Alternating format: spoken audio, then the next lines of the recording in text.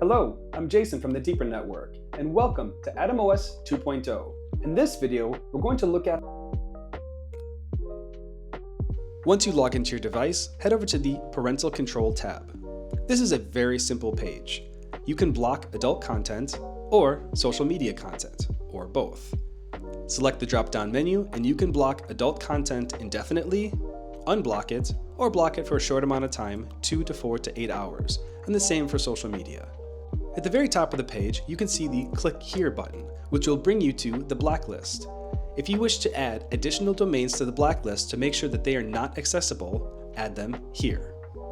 The Parental Control tab is very simple and it is very powerful, so make sure that you take a look through and customize it the way that you see fit. Make sure you're subscribed to follow up on all of the new features of AtomOS 2.0 and the Deepernauts. Deepernauts. Of the users, by the users, for the users.